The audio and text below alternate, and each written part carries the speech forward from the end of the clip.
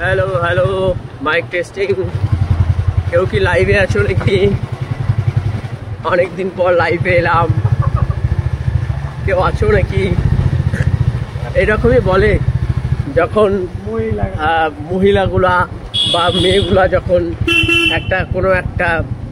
কোনো খুব নামকরা মডেলকে সাজানোর পর তিলকে যখন তাল করে তারপরে ঠিক এরকমই বলে যে অনেকদিন পর লাইভে এলাম বলে ঠিক এরকম ভাবে ঠিক করে। এবার অনেকে ভাবতে পারে যে তার মানে আমি দেখি ওরকম ভিডিও, হ্যাঁ ফেসবুক খুললে ওগুলোই আসে ওই রকম কয়েকজনের আছে, আবার প্রোফাইলেও আছে যারা এরকম মডেলকে সাজাচ্ছে ব্রাইডাল মেকআপের।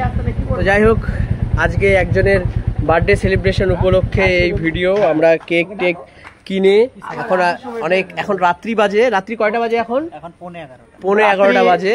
নইমুদ্দিন আর নাসিরকে না দেখালে তো হবে না, কারণ নাসিরকে অনেকে খোঁজে। আর এইদিকে আছে, কোথায় গেল আব্দুলের বেকার মানুষ।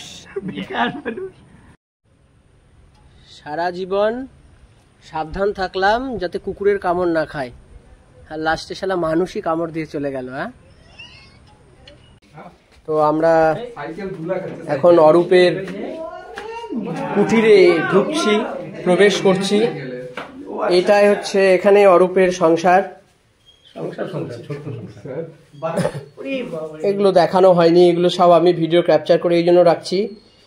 আজ থেকে 50 বছর পর অরূপকে দেখাবো, যদি বেঁচে থাকে তাহলে। ও ওইদিকে দেখাতে হবে।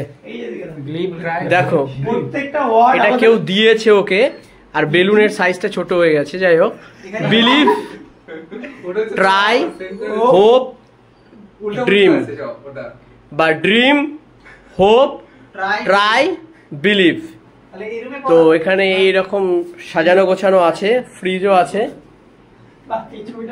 আচ্ছা, অরূপকে তো দেখানোই হয়নি। এই যে এই ছেলেটা বার্থডে হয়ে গেছে, 1 মাস মতো হয়ে গেল। আমরা তারপরে আসছি সেলিব্রেশন করতে। এটা পরের বছরের জন্য অ্যাডভান্স সেলিব্রেশন আছে। রান্না ছেলে করে না। ও এখানে আবার কে থাকে রে? কে থাকে এটা? এখানেই তো থাকি আমি। ও আচ্ছা, ওটা ফলস ছিল, ওটা ফলস। এই রুমেই থাকা হয়। তো এটাও গোছানো। এইবার এটা গোছানো রান্নাঘরেও। আচ্ছা অরূপ, তুই শুধু আমাকে একটা কথা বল, সেটা যে তোর ঘর এত গোছানো কেন? তুই তো এত গোছগাছ ছেড়ে ছিলিস না। আমি 99% গোছগাছ, 1% পূরণ করি। কে ওই 1%টা কে এসে গোছায় দিচ্ছে ভাই?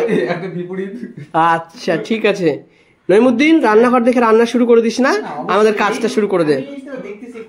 না থাক, আর দেখিস না।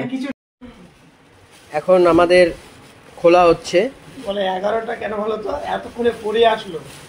ঠিক আছে, লোকে জানেই কর্মঠ ছেলেদের সঙ্গে এরকমই হয়। কিরে, মাল ফেটে বেরিয়ে গেছে নাকি? না। আচ্ছা চল খোল দেখি ভালো করে, প্রত্যেকটা পার্ট খুলবি। এটা লাগাই না, লাগাতে হবে। আচ্ছা, ওটাকে লাগাতে হবে না? নইমুদ্দিন, তোর খুলতে অনেক সময় লাগে রে, এইটুকু বুঝলাম। তাড়াহুড়ো করে খুললে কি রে এরকম আসতেছিস কেন? তাড়াহুড়ো করে খুললে জিনিসটা আমার বাইরেই পড়ে যাবে। কি বলে? কেকটাকে একটু তোল তো, কেকটাকে হালকা করে তোল, এইদিকে দেখা একটু হালকা করে। বাস। হ্যাঁ, এবার নিয়ে রাখ। সুন্দর। চলো নইমুদ্দিন, জ্বালাও দেখি অরূপের দম কতক্ষণ জ্বলে, দেখা যাক। আচ্ছা শুরু কর। Happy birthday to you, happy birthday to you. যাক, দম আছে ছেলে,